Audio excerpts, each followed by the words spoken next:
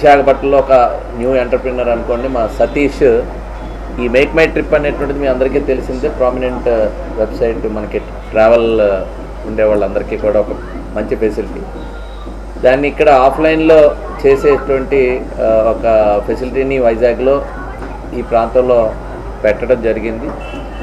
So డెఫినెట్గా ఆన్లైన్లో ఎవరైతే ఈరోజు టికెటింగ్ కానీ, హోటల్ కానీ, ఏదైనా టూర్ ప్యాకేజెస్ కానీ బుక్ చేసుకున్నటువంటి వారికి ఆ ఫెసిలిటీ ఉన్నా, వాళ్ళ క్యాన్సిలేషన్స్ కానీ లేదా ఇతరత్ర ఇష్యూస్ వచ్చినప్పుడు కస్టమర్ చాలా ఫేస్ చేస్తూ ఉంటారు.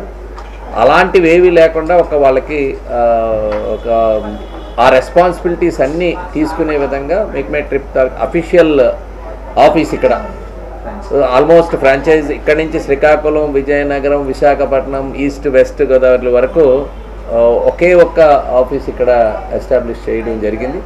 సో ఇదొక గొప్ప ఫెసిలిటీ. రానున్న రోజుల్లో వైజాగ్ ఒక ఫోకస్డ్ ప్లేస్.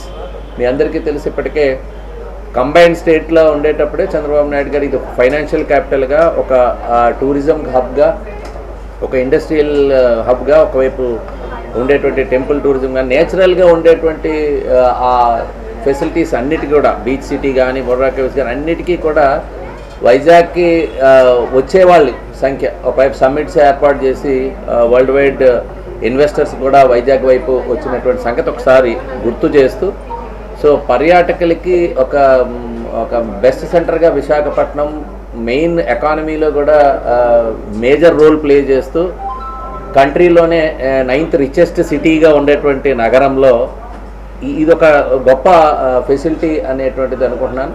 ఒక యంగ్ ఎంటర్ప్రీనర్గా ఈ రంగంలో వస్తున్నటువంటి సతీష్ని నేను ప్రోత్సహిస్తూ ఈ ఫెసిలిటీని అందరూ కూడా ఉపయోగించుకోవాలి. ఒక ఇంటర్నేషనల్ ఎయిర్పోర్ట్ రాబోతూ ఉంది.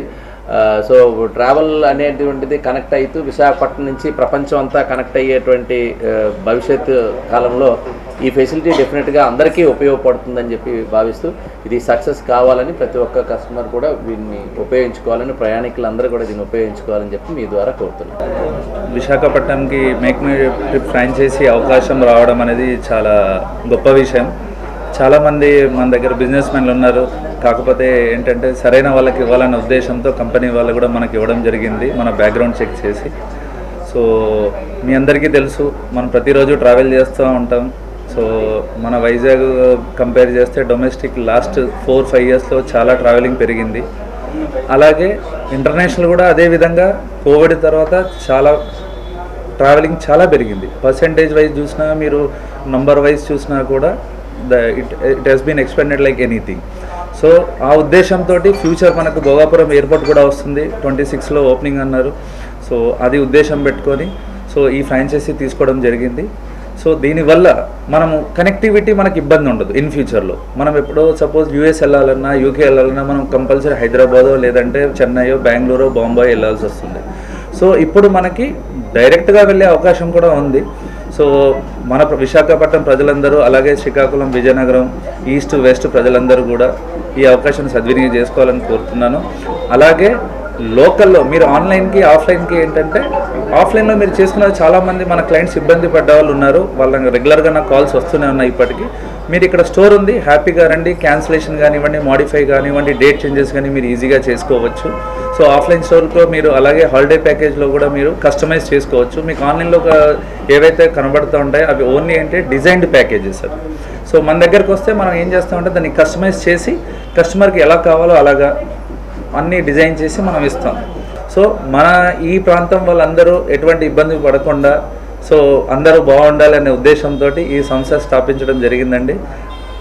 ధన్యవాదాలు అందరికీ వచ్చినందుకు. మేక్ మై ట్రిప్ అన్నది ఇంటర్నేషనల్ నోన్ బ్రాండ్. దీని గురించి మనం ఎక్కువ తెలుసుకోక్కర్లేదు. ఇప్పటికే ప్రజలందరూ ఎంతోమంది మేక్ మై ట్రిప్ ఆన్లైన్లో బుక్ చేసుకుంటున్నారు. కానీ ఆఫ్లైన్లో ఇక్కడ బుక్ చేసుకోవడం వల్ల కొన్ని అడ్వాంటేజెస్ కస్టమర్కి ఉంటాయి. ఆ అడ్వాంటేజెస్ అన్ని ఫ్రాంచైజీ ద్వారా కస్టమర్లు అందరూ తీసుకుని బెనిఫిట్ పొందుతారు. అంతేకాకుండా కోవిడ్ తర్వాత టూరిజం చాలా పెరిగింది. ప్రతి వాళ్ళు కూడా ఎక్కడికో అక్కడికి వెళ్తున్నారు. టూరిజం అబ్నార్మల్గా పెరిగింది. సో ఇలాంటి టైంలో ఈ రకమైన ఫెసిలిటీ విశాఖపట్నం వస్తే ప్రజలందరికీ కూడా టూరిస్ట్ అందరికీ కూడా ఎంతో ఉపయోగకరంగా ఉంటుంది. సో ఇలాంటి ఫెసిలిటీని విశాఖపట్నం తీసుకొచ్చినందుకు సతీష్ని అభినందిస్తూ దీని ద్వారా విశాఖపట్నం ప్రజలందరూ కూడా ఎంతో బెనిఫిట్ పొందుతారని చెప్పి తెలియజేసుకుంటున్నాను.